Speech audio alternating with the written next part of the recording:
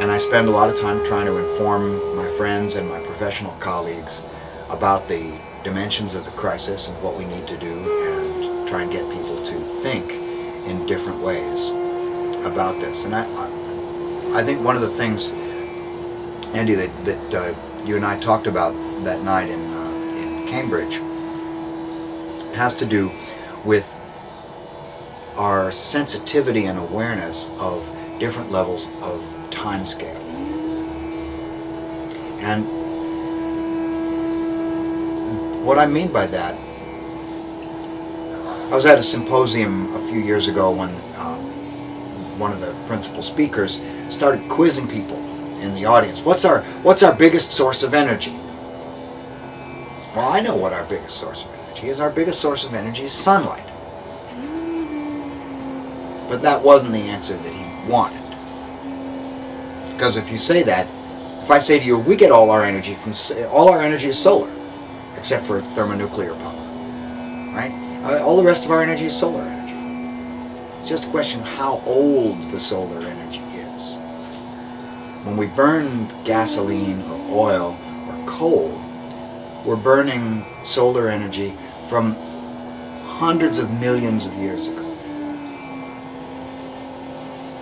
And to me, it's important to recognize that it's all ultimately solar energy.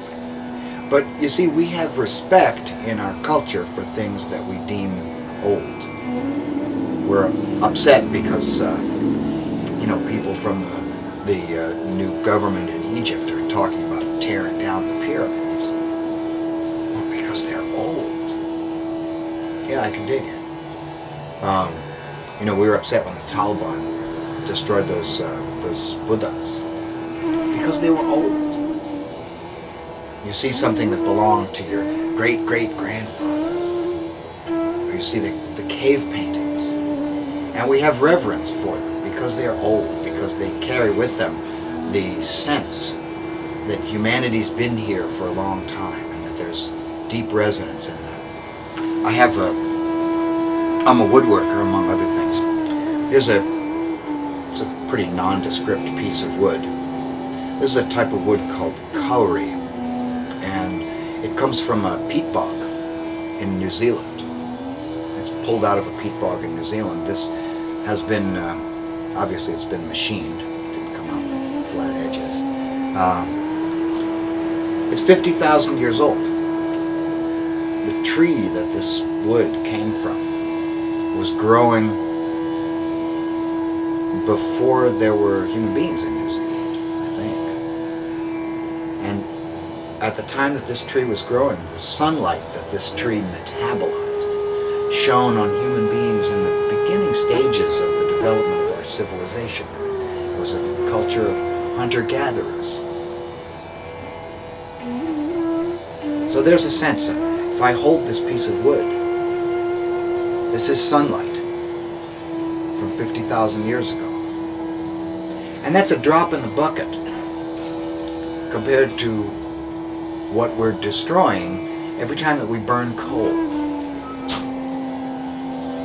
We're burning coal, we're burning sunlight that's hundreds of millions of years old. Now I'll tell you about this piece of wood. I sometimes have some pieces of this downstairs in my shop, and I make things out of it. And you don't take a piece of 50,000-year-old wood and run it through a power planer, turn it into sawdust. That's, what's the right word? It's disrespectful. It's ignoring just the sheer mass of time that's involved in this. A piece of 50,000-year-old wood, if I have to sand it, I'll sand it over a sheet of clean paper, and I'm going to save every bit of the sawdust. I don't really know why, I don't know what use I'm going to have for 50,000-year-old sawdust, but I can't just throw it out. That would be crazy. And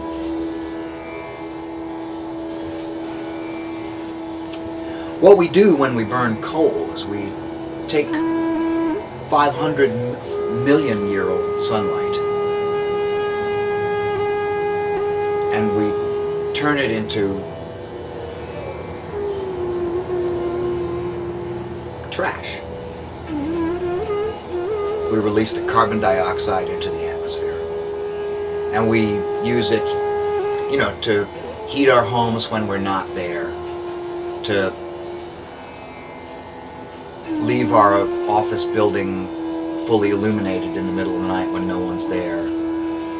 We use it to power our flat screen televisions and our giant billboards and all of the waste and detritus of our industrial capitalistic civilization.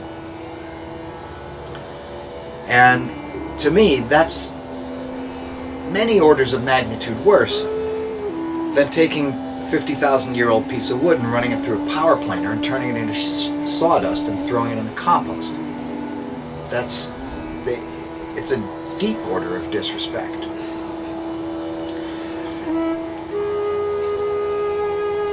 If we look at the total span of time that human beings have been on the planet, we have hundreds of thousands of years of human tradition, times that we have been with one another, growing through different environmental circumstances in different places in the world, through thousands of different models of culture, trying things. The cultures that didn't work died out, the cultures that did work remained. We've learned so much. And none of it has any meaning if we turn it into trash, if we throw it all away. Personally, I'm a singer. And I studied, living in India, I studied the traditional classical music of India, which is at least 1,000 years old. There's a lineage of teacher-to-student transmission that goes back 1,000 years. I can personally trace my own pedagogical ancestry in Indian music back 20 generations before it gets kind of fuzzy. And really, 20 human generations isn't that much. It's a very small thing. It's still enough for me to get a sense. If I sing a song that's 500 years old, I'm in communication with people who lived 500 years ago, singing their song.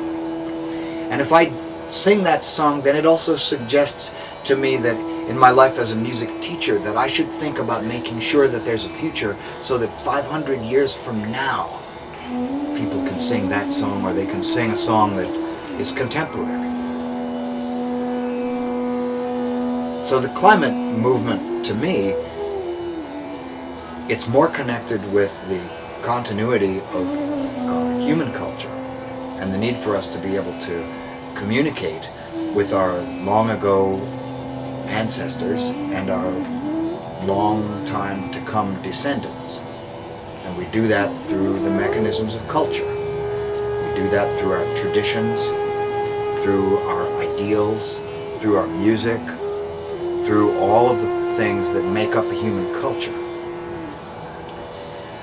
And when I see what goes on with with global warming and with the climate crisis, what I see happening is something that threatens to undermine that threatens to take the beautiful organic edifice of human culture and turn it into trash.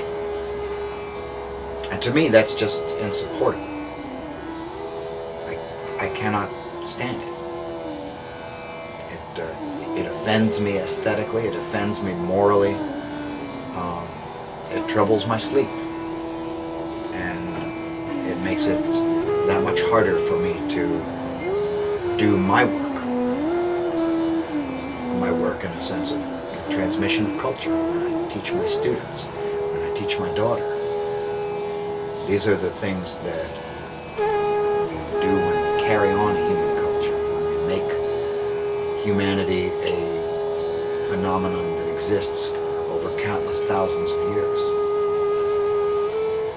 And to the extent that we subscribe to an ideology that takes no account of the magnitude of time scale that we exemplify on this planet. That, make no mistake, the amount of time that human beings have been on the planet is vanishingly small compared with the amount of time that DNA has been on the planet. And the amount of time DNA's been on the planet is vanishingly small compared to the amount of time that the planet has been here. And we're going to take that and run it through the power planer of industrial society and turn it into trash? I'd love to say I don't think so, but I see that as what we're doing.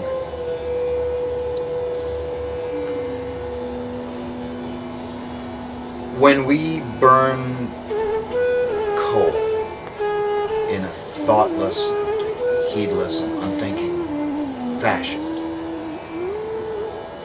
we're destroying all that ancient sunlight. And to me, I spent some time thinking about this. Yeah, you know, we should burn coal. We need to burn coal. We need to burn coal on sacred occasions. Take a tiny piece of coal the size of your thumb. Perhaps I should be cremated with a tiny piece of coal, so that the flames that consume my body include sunlight from long before human beings emerged on the planet. To me, that's the correct use of coal. That's the correct use of oil. Correct use of gasoline. We shouldn't be taking that ancient sunlight and burning it in our cars, idling outside Starbucks while we run in and get a double mocha, non-fat, soy, and cappuccino. That's disrespectful. And only when we have enough respect for the magnitude of time scale, for the grand sweep of our planet's history, then we can come to a realization that, you know, maybe we shouldn't be just burning the stuff up